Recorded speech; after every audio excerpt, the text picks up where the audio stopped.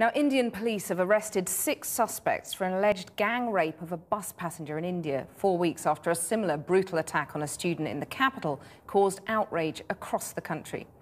The latest assault is said to have taken place in the northern state of Punjab.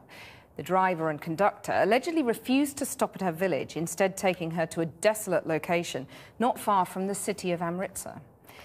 Well, earlier I spoke to our Asia correspondent John Sparks for the latest developments.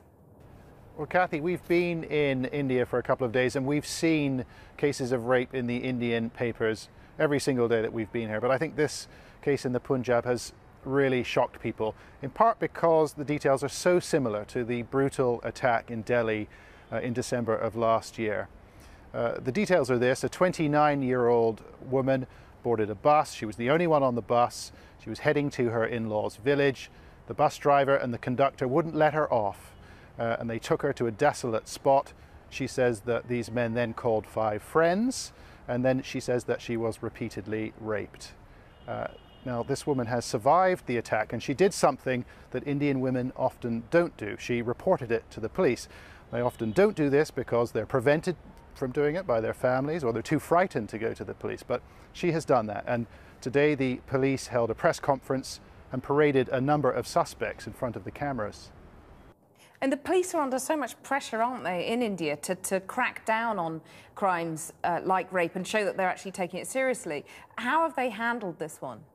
Yeah, they are under absolutely incredible pressure here, and in an effort to get it right, the police in Punjab have really made a terrible mistake. They brought the victim to the press conference. She was trembling, and we're not going to show the pictures of that press conference here.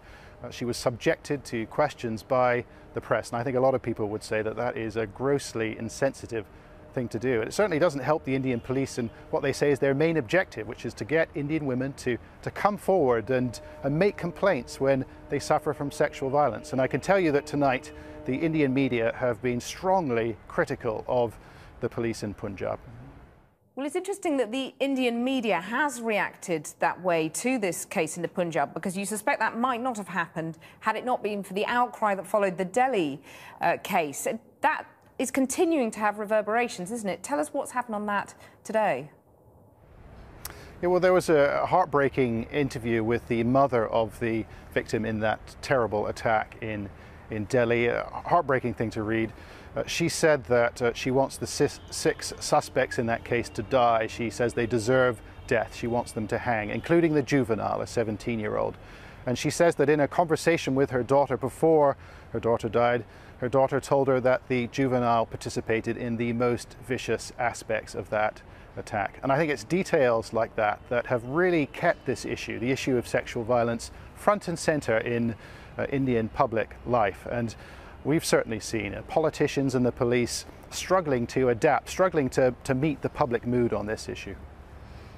John Sparks talking to me earlier.